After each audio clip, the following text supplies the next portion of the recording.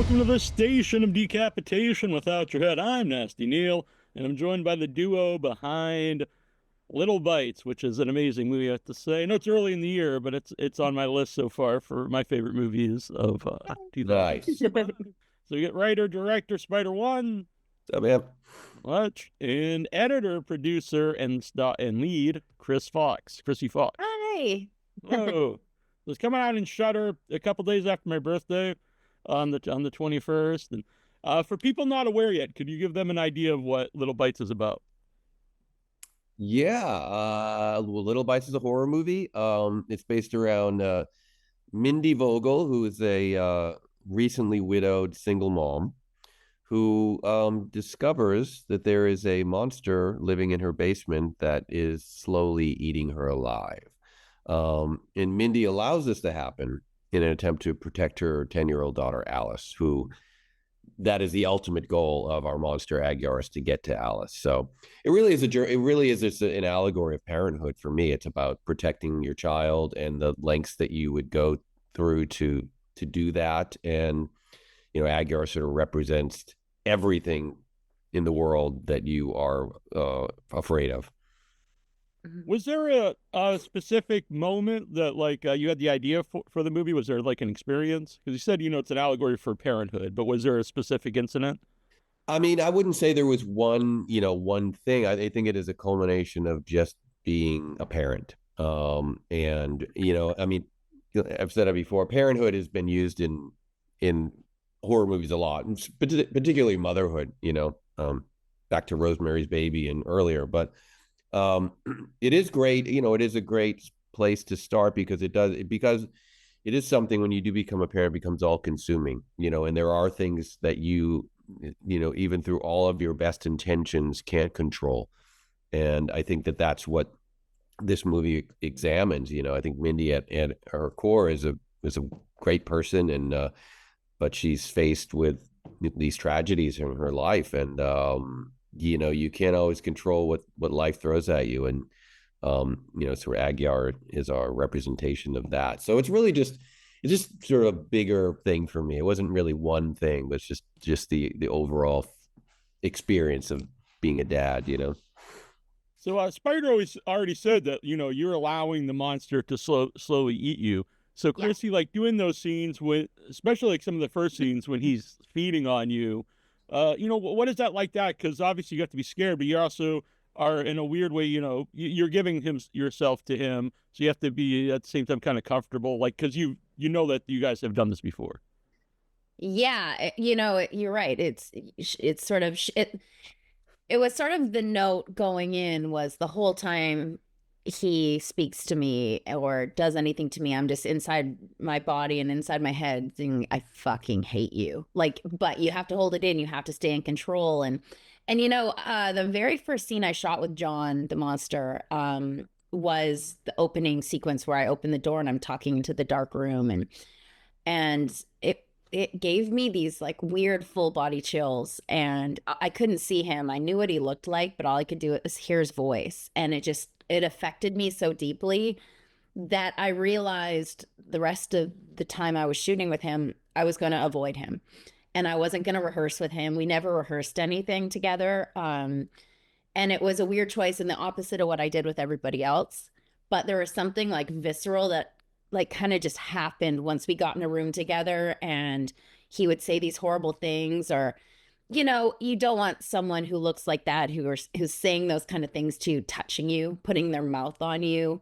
And it was just this, I just kind of let the experience affect me naturally, and that's sort of what happened with my performance. So for instance, the scene where he's singing me that song about my husband being dead, we only did one take of my coverage because I cried so much and there was so much snot, and it was just Spider's we're not gonna do that again. And it was just this weird response to someone being that cruel to me, and I just wanted to get away from him. I didn't want to touch him. I didn't want to be in that dark room on the floor with him.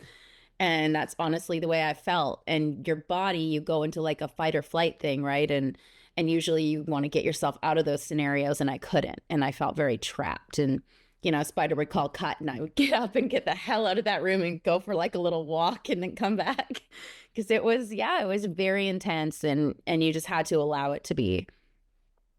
So Yeah, how did those scenes in particular is like you can't really fake that, you know. It's like people always talk about making a movie, oh, it's a sex scene, it's so mechanical, there's 10 people standing around and there's a camera, which I understand, but like with those scenes with her and Agyar, that the room was so dark, you know, we have a sliver of light just being strategic on their faces generally, and there'd be a camera in the room, but it's so dark you can't see the camera or the cameraman. So, you know, I think it became their reality. You know, it wasn't like there was a bunch of people standing around. Generally, it wasn't even room for a boom in there that we strategically hide microphones, and so they really were living in that creepy little room for hours on end. I Yeah. thought that that became like a patheticness, I thought, even to the monster, because like he's just barely living, surviving, just feeding off for a little bit of time, just to like survive in this little room and not really do anything. You know what I mean? It's just like he's not until later, maybe things happen, but for most of the movie, he's just this pathetic thing living in this room, one room. I Well, guess it's like isn't that a statement on like abusers though? Often it's like they seem like they're powerful, but they're not. They're actually very pathetic. And the second you take their power away, that's all they are, you know. And I think that's an interesting. I also think, you know, it's funny, like if you really want to get like metaphorical about it, you take the physicality away from the monster. Like, let's imagine he's not even there, and he represents all this anxiety and pain that Mindy has. He doesn't really have to do anything. You know, it's like when people say, you know, when you know something like, why doesn't she just move? And it's like, well, no, because the manifestation of this monster is her life, her pain, her, you know, her having to deal with being alone with her daughter, having lost her husband. That pain and anxiety doesn't go away just because you change zip codes. And so I think this idea that, yeah, he doesn't really even have to do a lot. You know, he doesn't have to be this menacing physical presence until finally he feels like he has to, not to give away the end, but he feels like, oh, they've figured me out now. Now I'm going to have to stand up, but clearly he can't hang with the power of a 10-year-old. So So I like that it opens up that they're already together. There's already some type of relationship here, and you don't really know how it started or anything. Was that ever scripted though? Did you ever have a script where you saw more of its origin and how they met? no, not for Agyar. We did have some earlier versions of the movie that we did see Mindy with her husband, um, sort of is a precursor to where she was at, to show a contrast of like the happier times to now. But no, I didn't, look, I think that there's something great about not knowing everything in a movie. I think leaving with questions is great, because then you watch a movie with your friends and you talk about, what do you think? Where was he always there? Was it, are there more Agyars? Is it, I think there's something to people think they want answers to everything until you provide them, and then they get mad at you for spoon feeding it to them. So I like that you are allowed to decide for yourself.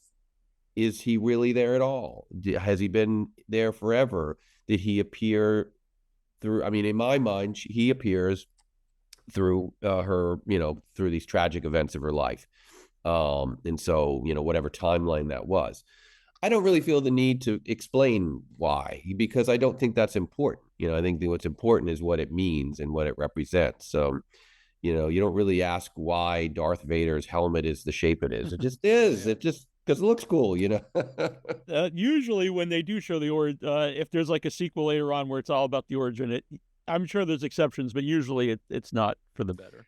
And then, yeah, you start digging yourself a hole, and it's just like, well, that doesn't make sense, because, so I think, this movie also functions to a certain degree as a bit of a mystery, because as you're watching it, you're really not sure. You think it's one thing, and then you're not sure. And then you, certainly with Mindy, Krsy plays it in such a great way where we believe her, and then we don't believe her, and then we believe her again, then we're not sure. So I think that's really like a great little journey to take the audience on.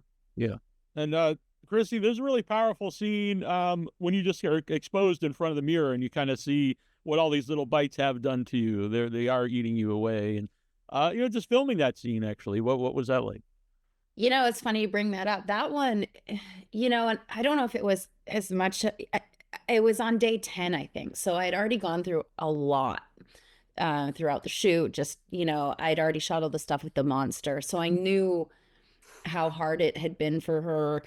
And then the prosthetics took, I think, 2.5 hours of me standing there with like nothing on and like three people and I got to a point where I was like, oh my God, I don't want anyone to touch me. I don't want anyone near me. And I was in this like headspace where I was just shaking. And then when he called action and I had to actually reveal what it looked like and look at myself, it was like a really heavy experience for me. I think out of all the days, Spider and I was like, he almost had to like take me in the bathroom and be like, it's okay. I don't know what happened. I think it was just like overwhelming and sad. And I think I really like had fallen into what this woman was going through and was feeling, how she would really be feeling. And yeah, that moment was one of those like weird, crazy experiences where I just felt like I was really her, and I was staring at myself and couldn't believe how far it had really gotten. And yeah, so I hope I really came across, because it was definitely because I didn't know, I didn't know your experience there, but definitely comes through for the movie for me. So. Yeah, I mean, that was the first time I've ever had an experience where I was like, I've done tons of prosthetics and stuff and over my face, and I'm fine. And it was weird. I think it was just because I knew the emotional journey to get to what those prosthetics look like. So I think it did something different to me than I've ever experienced on a film. And I've done, a lot of bloody horror movies, and that was just a crazy, crazy one for me. Or are you going to say Spider? Sorry. Oh no, I think that what people don't realize for actors is that your body doesn't know that it's not real. Your mind can tell you we're pretending, we're this isn't really happening, but when you have to fall down and hit the floor, your body is just registering that as you're falling down. And so when you start getting this physical stuff, and yeah, I think that it's, I've seen it with a lot of actors. It's like it really becomes real because your body's still processing it as it's actually happening, even though your mind knows we're just making a movie. Yeah, it's weird. It's like also like if you go through emotional trauma, you can't pretend like, there's nothing worse than watching a movie and you're like, all I'm seeing is this person acting. You don't want that. So you have to like emotionally let your head go there. And I've done this certainly. I mean, this movie also, I felt like with Terrifier 3, it was the same thing. It was just like I had to think about things I never want to think about. And you go through this trauma, but you have to make it feel real and important and give the movie what it deserves. But yeah, it's hard to get yourself back after you go through something like that. What was it like for you to edit the movie then? Like when you're watching those scenes? I actually found this movie creatively. The edit was one of my favorites. It was really quick. This movie, Spider had to go on tour with his band right when we wrapped. So I got to sit and do the whole first pass by myself. And obviously we had done so much prep. I knew exactly. I was there every day. I knew the takes that, Spider was connecting to. There was no like, but it was just sort of like a creative, almost, I think it was like a therapeutic experience for me. And it was a really easy edit. And sometimes editing yourself and looking at yourself that much, you get really sick of yourself. You kind of lose perspective. But I felt like this character was so different than me, and I looked like hell that I could almost remove myself. And I think actually the edit helped me get out of the funk from shooting the movie in a weird way. So yeah, I loved this experience. It was one of my favorites to edit ever. Shooting the monster itself, because you mentioned, in the shadows, and I think that looks great because you don't see him completely clear throughout most of the movie. You just see the one dead eye a lot of times. And so was that like scripted? Did you know exactly like this is how I want to shoot the monster? Yeah, 100%. I mean, there weren't a ton of notes. I always have reference points, sort of aesthetically for how we want the movie to look. But that was the way we shot Agar was 100% inspired by Apocalypse Now, which the way they shot Marlon Brando. Yeah, that's exactly what I thought you meant it. Yeah. Like it is a very, like I would grab screenshots of that movie and send it to my DP and be like, this is what we need to do, because there's such a mystery around it. And, and you're trying to create a character that is more than human. And so, and also that you need to reveal slowly. But I always wanted to, I didn't want to make the monster such a mystery. Like a lot of horror movies, you just see a blip of it, and then you finally at the end it jumps out, you see it. But so I didn't want to play that game with the audience. I always wanted it to be there.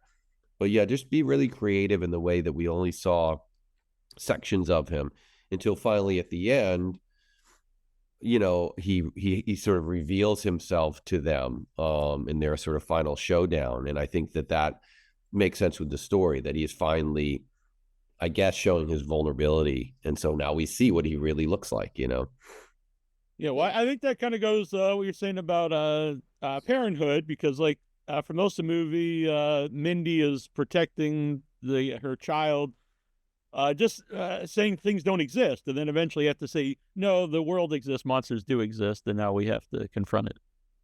Yeah, I mean, it is funny that she is, she determines through the advice of the woman in the park, played brilliantly by Heather Langenkamp.